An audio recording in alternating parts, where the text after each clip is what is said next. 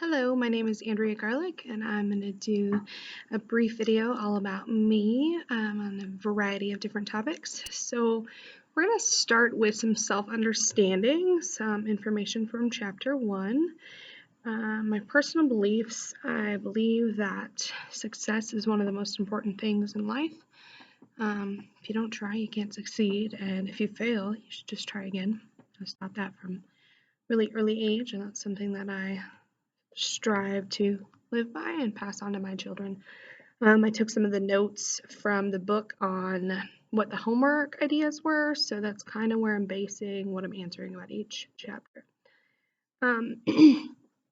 Money was never a big topic that was talked about in my home. I grew up in a very particular set of family values. So on one side, I had a mother who is a methamphetamine addict.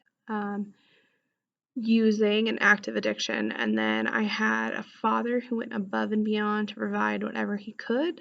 Obviously they were separated, and my grandparents played a pretty large role as well. So obviously with my mother, there was never any money. It was kind of, when are we going to eat next sort of situation. But on the other hand, my grandparents were very wealthy, and I spent a lot of time with them, but I was never taught the value of money. I was taught that you get everything that you asked for.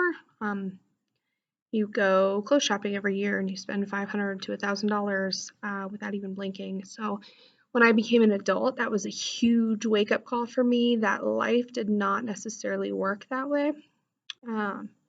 So a big goal for me is to teach my children the value of money. While I plan to get my doctorate, I shouldn't struggle in life past grad school, but I do want my children to learn what it means to get their own money throughout their childhood. Relationships were kind of a different topic. My mother had very unstable, unhealthy relationships, so I seen what not to do, how not to let yourself be treated, I suppose. And my father never had a relationship with anybody while I was growing up. He made me his main focus, main priority, so I'd never really seen what a healthy relationship looked like. Some personal influences. I struggled a lot on the question of culture.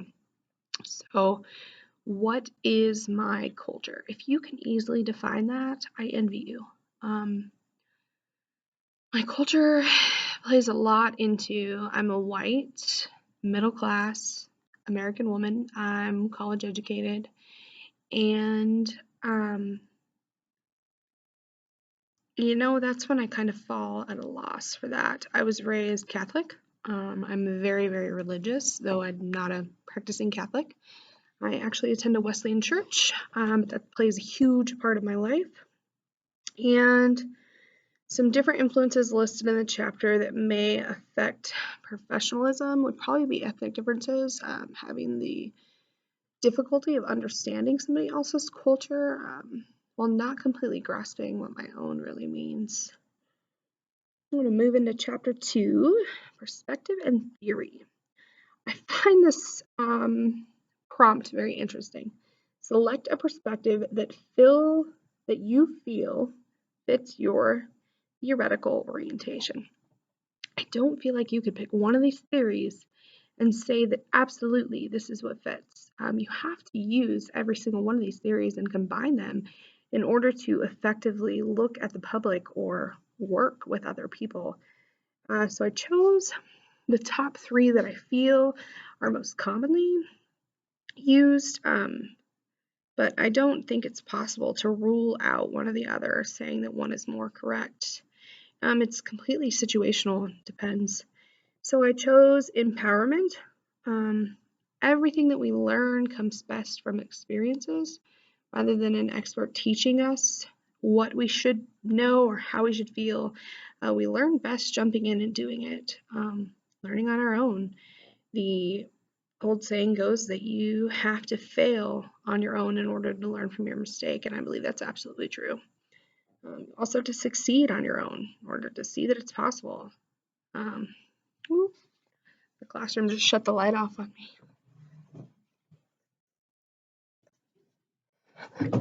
Sorry about that. Up at the university, Um, and I branched out from my office to come and join this big, huge classroom that I teach in. So, I was talking about theories. So I also really like constructionism. So it's based on schemas. Obviously, schemas are things that are formed in our brains that when we think of something, my favorite example is the word towel. And I mentioned the word towel, whatever just came into your mind. What color is it? Where is it? What is it doing? And why did you get there? So this theory kind of looks at that. So I picture a blue towel hanging on a towel rack at home, or I picture sitting on a beach on a sun towel. I don't own the sun towel that I picture in my head. However, I do own the towel that I picture outside of my shower. So why? I have no idea. Schemas in your head. Whatever you just thought of was something completely different than me, more than likely. And those are schemas. That kind of sums up that constructivism. Everything that we experience and we learn is then how we view the world and how we begin to think in other aspects. I also really like the strength perspective. So I am a member of a program called a Wraparound, which heavily emphasizes strengths. So instead of focusing on a family's negative impacts, why don't we focus on the positive? Why don't we show them all the things that they're doing right so that they know that those things are possible? I don't think that there's ever anything wrong with no matter how many times you fail or how many mistakes you make. I work within the Department of Corrections with adult offenders every day, and those people have made some very serious, drastic, life-altering, unforgivable mistakes. But they still have strengths. They still have positive things in their life. They still have things that they can do well. So now I'm going to move on to chapter 3, values and ethics. Some of the personal values that I have and that I hold strongly in is that God provides everything that you need as long as you allow Him to. So even if you're not religious, I feel like this applies to believing that things are just going to work out for the best, even if it's not because of God, just believing that you have the capability to allow your life to turn out in the best way possible. Unfortunately, I also learned that drugs were the best way to self-medicate. This was taught as a belief in my life that was really emphasized throughout my entire family. So that's something that I'm very passionate about is addiction. I was an addict myself. I know what it means to be an addict, and I know what addiction can do and the hold that it has on. So that's something that a big part of my life, a big part of knowledge that I have, and that I will bring with me into the field that I'm going into for the positive and the negative benefits or aspects of it. I was also taught that your pride is one of the most important things that you should value, how others perceive you and how, not necessarily what they think of you, but simply what kind of person you show yourself to be, even behind closed doors. That was very important when I was growing up. And then honesty. My dad always told me, no matter what you do wrong, I will always back you. As long as you're 100% honest with me, you can be completely in the wrong. As long as you're honest, I will have your back. And that's something that's stuck with me for a long time. So let's talk about some professional values. As a counselor, your job is to enhance human development, to allow them to speak freely and to give them the necessary skills to help them in whatever area that they're struggling with, to promote social injustice, to have integrity, to be ethical at all times. There may be a question of where your ethics lie as individuals, but there is no question where ethics lie as a counselor and what your expectations and job roles are and responsibilities that you have to follow through on. Then honoring diversity, I feel like is a really big part of it. We're all different.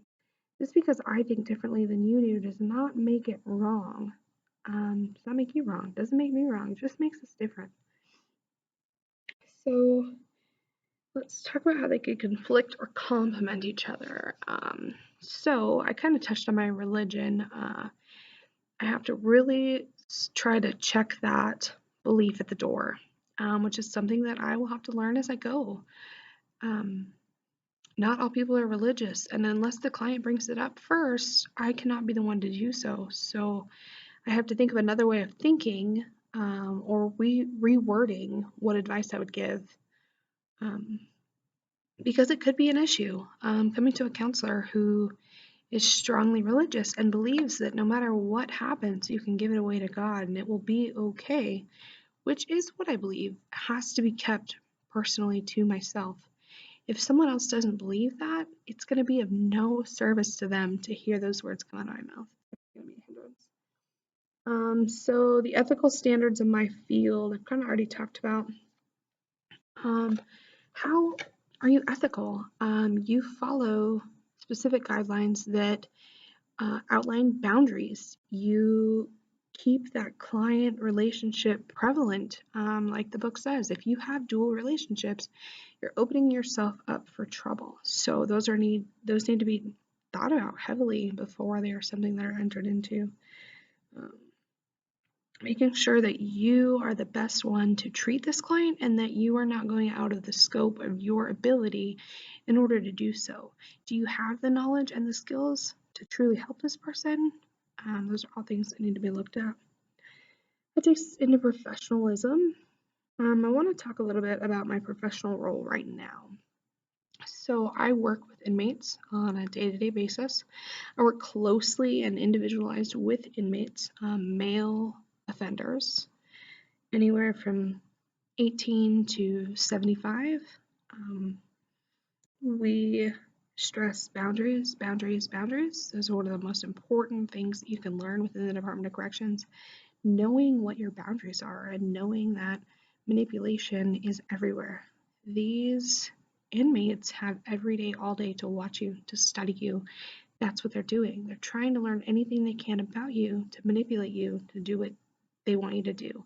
So being aware of your surroundings 100% of the time and self-checking yourself to make sure that you're in the right area before you step in the door is extremely important. We have a higher chain of command that we listen to. So any question, anything that's done, everything is reported, documented, and sent up the chain of command.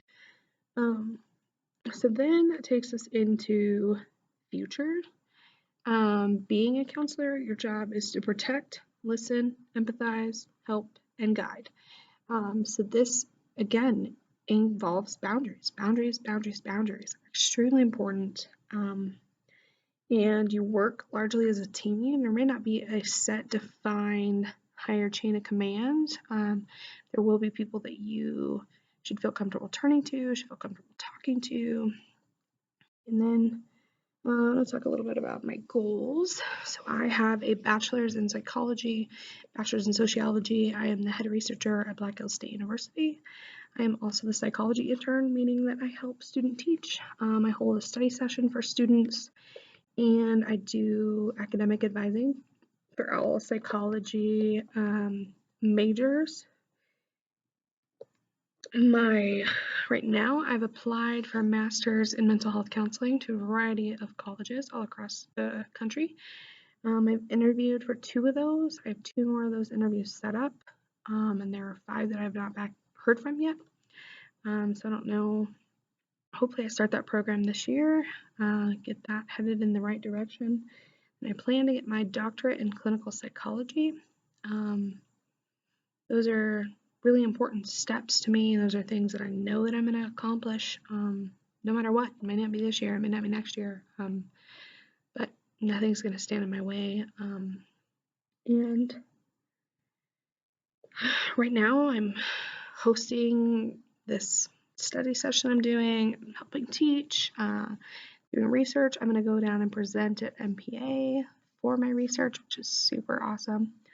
Also raising a family and working full time and, just doing life. So that's me in a nutshell.